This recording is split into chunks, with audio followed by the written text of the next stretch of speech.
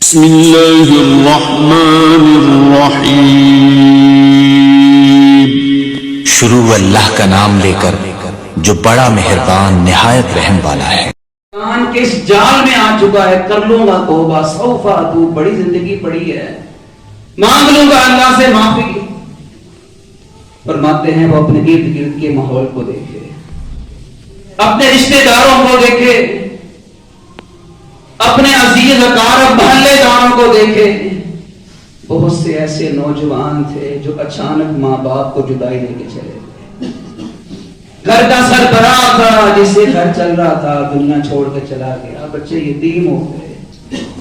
گھر سے پڑھنے گئے، کام پہ گئے، محنت مزدوری کرنے کے لیے گئے، چل کے قدموں پہ گھر میں آنا نصیب نہیں ہوا، لوگ کندھوں پہ اٹھا کے لے کے آئے۔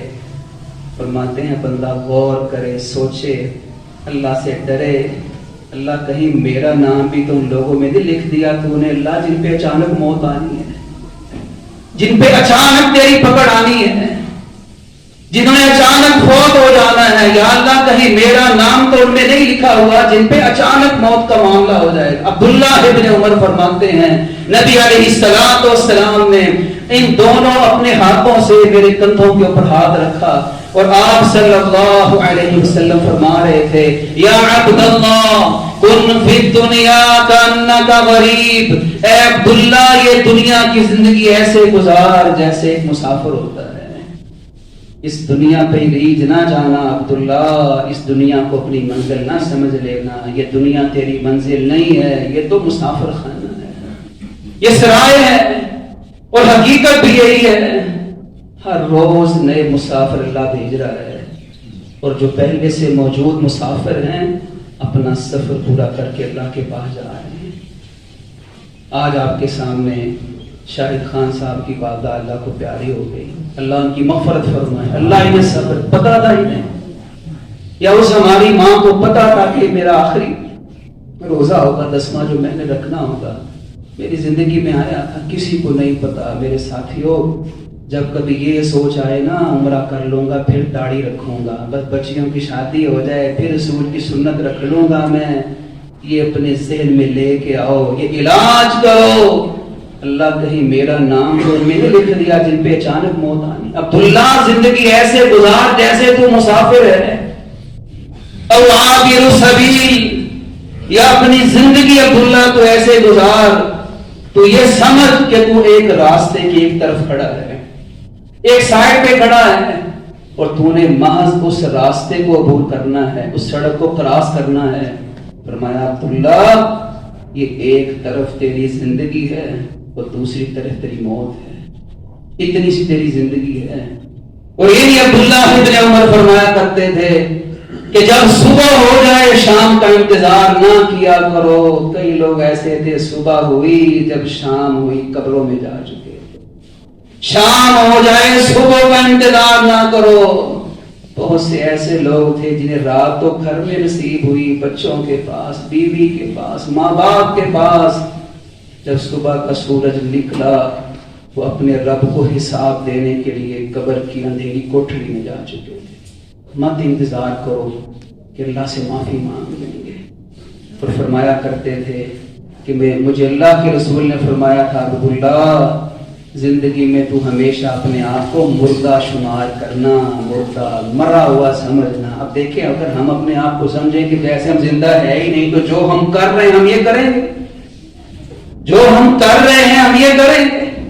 اللہ ہمیں اس معاملے میں ہدایت نصیب فرمائے۔ دوسری بہت بڑی وجہ جو انسان کی توبہ کی راہ میں رکاوٹ بن جاتی ہے وہ کیا ہے؟ بندہ یہ سوچتا ہے میرا تو گناہ کو بڑا تھوڑی ہے، یہاں تو بڑے بڑے بلنڈر لوگوں نے کیے ہوئے، اربوں خربوں کھا کے میں تو ہزاروں 500 لے لیتا ہوں، 1000 لے لیتا ہوں، میری غلطی تو چھوٹی سی ہے۔ یا یہ سمجھ لینا کہ میرا گناہ تو ہے ہی کوئی نہیں، میں کون سا گناہ کرتا ہوں۔ رسول اکرم صلی اللہ علیہ وسلم نے فرمایا کل بنی آدم خطاؤون، فرمایا آدم کا ہر بیٹا غلطی کرتا ہے، ہر بیٹی غلطی کرتی ہے، بس فرق یہ ہے بات چھپ کے کر لیتے ہیں، بات ڈھیر ہو کے کر لیتے ہیں۔ بات چھوٹے چھوٹے ہی کرتے ہیں، ڈرتے رہتے ہیں، بعض بڑے بڑے جرم کر لیتے ہیں، کرتے سارے ہی ہیں. فرمایا لیکن گناہ گاروں میں سے بھی اچھے. بندہ بڑا حیران ہوتا ہے، اللہ گناہ گاروں میں بھی اچھے ہوتے ہیں؟ گناہ گاروں میں بھی اچھے؟ فرمایا ہاں، گناہ گاروں میں اچھے وہ ہوتے ہیں جو اللہ سے اپنے گناہ کی معافی مانگ لیتے ہیں، معافی مانگ لیتے ہیں. آپ اللہ سے دعا کیا کرتے تھے، اللہم ان تغفر جمنا. اللہ اگر تو معاف کرنے پہ آ ہی گیا ہے، اللہ تو سارے ہی معاف کر دے، اللہ سارے ہی معاف کر دے. میں بھول گیا ہوں، اللہ تجھے پتا ہے، کئی غلطیاں ایسی تھی مجھے نہیں یاد، اللہ تجھے یاد ہے. کیوں؟ یا اللہ تیرا کوئی بندہ ایسا ہے جس سے گناہ نہ ہوتا. تیسری بڑی رکاوٹ کیا ہے؟ گناہ کو گناہ نہ سمجھنا، غلطی کو غلطی نہ سمجھنا. ایک آدمی اللہ کے رسول کی مخالفت کرے اور اپنے اس گناہ کو غلطی نہ سمجھے، یہ توبہ کے اندر بہت بڑی رکاوٹ ہے. وہ اسے غلطی نہیں سمجھ رہا، شیطان نے اس کا ذہن بدل دیا ہے، کر گناہ رہا ہے، غلطی اس کو سمجھ. خاص طور پہ جو بدعات ہوتی ہیں، خرافات ہوتی ہیں، شرکیہ معاملات ہوتے ہیں، بندے انہیں نیکی سمجھ رہے ہوتے ہیں. بدعت کو لوگ نیکی سمجھ رہے ہوتے ہیں، جس کو نیکی سمجھیں گے اللہ سے معافی مانگیں گے. اور تیسری چیز، چوتھی چیز کیا ہے؟ گناہ کر کے خوش ہونا. اگر ایک بندہ گناہ کر رہا ہے، اس کے دل کے خون کے خلیوں میں کہیں نہ کہیں یہ چیز بیٹھی ہوئی ہے، یار غلط ہو رہا ہے مجھ سے، یہ میں ٹھیک نہیں کر رہا، یہ بڑی غلطی ہے میری. انشاءاللہ اللہ اس کو ہدایت دے دے گا، انشاءاللہ اللہ سے ہمیں امید ہے اللہ اسے ہدایت دے دے گا. لیکن جو گناہ کو گناہ نہیں سمجھتا، گناہ پہ خوش ہوتا ہے، بے پردگی کر کے، فیشن کر کے، دوسروں کے سامنے اپنے وجود کا اظہار کر کے عورت خوش ہوتی ہے، گناہ گار ہو رہی، اللہ سے معافی مانگے گی. مسلمان مرد اپنے چہرے سے پیغمبر کی سنت کو چھیل کے گٹر کی گندی نالی کے اندر بھیج دیتا ہے، اور جب چہرہ داڑھی سے صاف ہوتا ہے پھر جا کے دیکھتا ہے بڑا پیارا لگ رہا ہوں میں، آج صحیح شیو کی ہے میری، اس نے صحیح میرا خط بنا دیا ہے. اب یہ مانگے گا اللہ سے معافی؟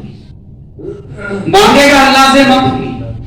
عبداللہ ابن مسعود رضی اللہ تعالیٰ عنہ فرمایا کرتے تھے، مومن سے گناہ ہوتا ہے، غلطی ہوتی ہے، وہ یہ سمجھتا ہے کہ جیسے میں کسی پہاڑ کے نیچے آ گیا ہوں، اچانک یہ پہاڑ میرے اوپر گرے گا، اس گناہ کا وبال میرے گھر میں آئے گا، میرے کاروبار میں آ سکتا ہے، میری کامیابیوں پہ آ سکتا ہے، میری زندگی میں آ سکتا ہے. فرمایا وہ ڈرتا ہے کہیں یہ گناہ پہاڑ بن کے میرے اوپر نہ گر جائے، فوراً پیچھے ہٹتا ہے. اور جب منافق سے، کافروں سے گناہ ہوتا ہے، اللہ کے باغیوں سے گناہ ہوتا ہے، وہ کیا کرتے ہیں؟ انہیں یوں لگتا ہے ناک پہ مکھی بیٹھی، ایسے اس کو ہاتھ مارا اڑ کے چلی گئی، بس اتنی دیر میں گناہ کا احساس ختم ہو جاتا ہے، احساس ختم ہو جاتا ہے. وہ ایک شاعر نے بڑی اچھی بات کہی ہے، اس نے کہا بائے ناکامی بتائے کارواں جاتا رہا. کہتا کوئی بات نہیں یار، کافی لٹتے ہی رہتے ہیں، نقصان ہوتے ہی رہتے ہیں، کہ جب سے اللہ نے زمین بنائی ہے معاملات چل رہے ہیں، جس رب کی طرف سے نقصان ہوا وہ پورا بھی کر سکتا ہے، بندہ اللہ سے تعلق رکھے. لٹ جاتے ہیں قافلے، وائے ناکامی متائے کارواں جاتا رہا، کارواں کے دل سے احساس زیاں جاتا رہا. وہ کہتا اصل مصیبت یہ ہے لٹنے والوں کو لٹنے کا احساس ہی نہیں، ہمارے ساتھ ہو کیا رہا ہے، کیا ہو رہا ہے ہمارے ساتھ. تو اس کے بعد ایک پانچویں بڑی رکاوٹ، برا ماحول، برے دوست، بری مجلس. اچھے بھلے لوگ، اچھے بھلے دیندار، نمازی، توحید والے، حلال کھانے والے، مسجدوں میں آنے والے، دوستیاں کن کے ساتھ ہیں؟ شراب پینے والوں کے ساتھ. اٹھتے بیٹھتے کن کے ساتھ ہیں؟ جوا کھیلنے والوں کے ساتھ. یاریاں کن کے ساتھ ہیں؟ بدکاری کرنے والوں کے ساتھ. کیا آپ اپنے معاشرے میں چیزوں کو نہیں دیکھتے؟ ہاں دوستی رکھیں، لیکن آپ کی نیت یہ ہو کہ میں نے اسے بھی انشاءاللہ ہدایت کے راستے پہ لے کے آنا ہے، یہ میرا دوست بے نماز ہے، میں کوشش کر. اچھی توبہ، سچی توبہ کے لیے اپنے ماحول کو بدلیں، اپنی بیٹھک کو بدلیں، اپنی مجلس کو بدلیں، دینداروں سے. آپ دیکھیں حلال کھانے والے سے آپ دوستی کریں گے نا، آپ کے دل میں اللہ حلال کھانے کی محبت پیدا کرے. پردہ دار عورتوں سے لگاؤ ہوگا، مسلمان عورتوں کا دل میں شوق پیدا ہوگا، دین کا شوق. رسول اللہ صلی اللہ علیہ وسلم نے فرمایا بنی اسرائیل کا ایک آدمی تھا، ایک کم 100 اس نے قتل کیا. یہ واقعہ آپ نے کئی دفعہ سنا ہوا ہے. اس نے کہا یار بڑی زیادتی کر بیٹھا. گیا ایک بندے کے بعد دیکھا کافی داڑھی دوڑی رکھی ہے اس نے. تو مسئلہ داڑھی دیکھ کے نہیں پوچھنا چاہیے، یہ بھی دیکھنا چاہیے اس کو پتا بھی ہے کہ نہیں پتا. خالی ٹھیک ہے داڑھی اللہ کی بہت بڑی نعمت ہے، لیکن جس سے آپ پوچھ رہے ہیں اس کو دین کا علم بھی تو ہونا چاہیے. وہ گیا ایک راہب کے پاس، ہر وقت اللہ اللہ کرتا ہے. اس نے کہا یار فحلی میں توبہ، تو مجھے بھی اللہ معاف کر دے گا. اس نے کہا کیا کیا ہے؟ اس نے کہا 99 قتل کر دیے میں نے. اس نے کہا توبہ توبہ توبہ. تو آیا معافی مانگنے کے لیے؟ ساری زندگی تو گزارتے کوئی توبہ نہیں ہے. اس نے کہا چلو معاف تو اللہ نے نہیں کرنا ہے، یہ سینچری تو پوری کرو. اس نے اس کو بھی مانا. پھر کچھ دیر بعد اس کے دل میں خیال آیا نہیں یار ایک کو پوچھ کے بیٹھ گیا ہوں، کسی اور کے پاس جاتا ہوں. رسول اللہ نے فرمایا پھر وہ ایک اہل علم کے پاس گیا. عالم سے مسئلہ سمجھیں. ان ٹی ویوں پہ بیٹھ کے افطاری کا وقت دعاؤں کا ضائع کر کے، سحری کا ضائع کر کے ان شو میں بیٹھے ہوئے لوگوں سے دین مت سیکھیں جو آپ کو غلط دین بتاتے ہیں. جو صحیح بتاتے ہیں ٹھیک ہے ان سے سنیں آپ. وہ کیا ہے عالم کہ اس نے کہا میری توبہ ہو جائے گی. اس نے کہا تیری توبہ تو سمجھ اللہ نے قبول کر لی ہے، تیرے دل میں سانس پیدا ہو گیا کہ میں اللہ سے معافی مانگوں، تیری توبہ قبول ہو گئی ہے، کوئی رکاوٹ نہیں ہے. اور کہنے لگا لیکن ایک کام کر، یہاں نہ رہنا اس علاقے میں، یہ تیرے دوست تجھے توبہ پہ قائم نہیں رہنے دیں گے، یہ تجھے پھر برائی کی طرف لے کے جائیں گے، پھر تجھے اللہ کا نافرمان بنا لیں گے. جا اس بستی میں چلا جا، اللہ کے نیک بندے وہاں رہتے ہیں، اللہ سے ڈرنے والے، اللہ کے پرہیزگار بندے رہتے ہیں، ان کے ساتھ رہے گا تو بھی ٹھیک رہے گا. رسول اللہ فرماتے ہیں نکلا اپنی بستی سے، موت کے فرشتے آ گئے، جنت کا لباس لے کے بھی آ گئے، جہنم کا لباس لے کے بھی آ گئے. ان کا آپس میں جھگڑا ہو گیا، فرشتوں کا مباحثہ. جنت والے کہنے لگے اس نے توبہ کر لی ہے، یہ جنتی روح ہے. دوسرے کہنے لگے ابھی توبہ ہی کیا، وہاں پہنچا تو نہیں نا، یہ جنتی کیسے ہو گیا؟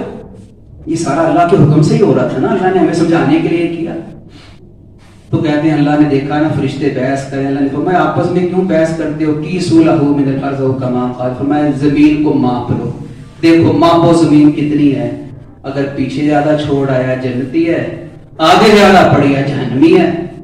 رسول اللہ صلی اللہ علیہ وسلم فرماتے ہیں اللہ نے فرشتوں کو جب یہ حکم دیا، ادھر زمین کو اللہ نے حکم دیا، زمین کو اللہ نے حکم دیا پیچھے سے پھیل جا، آگے سے سپڑ جا.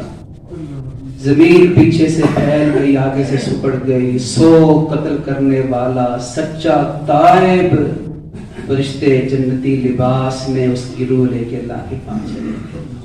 یا اللہ ہمارے پاس بھی وقت ہے، اللہ ہمیں سچی توبہ کرنے کی توفیق مت کریں. اگلے رمضان کا انتظار میرے ساتھیوں مت کریں، اگلے رمضان کا انتظار مت کریں انتظار. حقیقت یہی ہے جو کھڑا ہے یقین سے نہیں کہہ سکتا میں بیٹھ جاؤں گا، جو بیٹھا ہے یقین سے نہیں کہہ سکتا میں کھڑا ہو جاؤں گا. لقمے ہاتھوں میں رہ گئے، ہاتھوں میں، منہ میں نہیں گیا لقمہ. موت کا فرشتہ روح قبض کرنے کے لیے آ گیا. اللہ سے دعا ہے کہ اللہ ہمیں سچی توبہ کرنے کی توفیق نصیب فرمائے. اللہ ہمیں اپنی توبہ پہ قائم رہنے کی توفیق عطا فرمائے. سچی توبہ کیا ہوتی ہے؟ بندہ شرمندہ ہو جائے، سوچے یار میں نے کس رب کی نافرمانی کی، اللہ نے مجھے صحت دی، آنکھیں دی، رزق دیا، بیٹیاں دی، بیٹے دیے، گھر دیا، رزق دیا، کسی کا محتاج نہیں، اللہ کی نافرمانی میں نے کی، شرمندگی محسوس کرے. آئندہ نہ کرنے کا اللہ سے وعدہ کرے، یا اللہ اب دوبارہ یہ گناہ نہیں کروں گا. پھر اس کے بعد کوئی نہ کوئی نیکی بھی کرنا شروع. حدیث میں ہے جو بندہ غلطی ہو جائے نا صحیح طرح وضو کرے، اچھی طرح وضو کرے، 2 رکعت اللہ کے سامنے آ کے توبہ کی پڑھ دے. اللہ فرماتے ہیں جا میرے بندے میں نے معاف کر دیا. اس کا معنی یہ نہیں ہے کہ رکھتے پڑھتے جائیں گناہ کرتے جائیں، یہ اس کا معنی نہیں ہے. بات وہی ہے سچی توبہ، آئندہ نہ کرنے کا عہد، سچی توبہ، گناہ پہ شرمندگی، اس کے بعد کوئی نہ کوئی نیکی کرنا. اللہ فرماتے ہیں جو ایسے توبہ کرتے ہیں میرے بندوں میں ان کے گناہوں کو بھی نیکیوں میں تبدیل فرما دیتا ہوں. وآخر دعوانا ان الحمد للہ رب العالمین.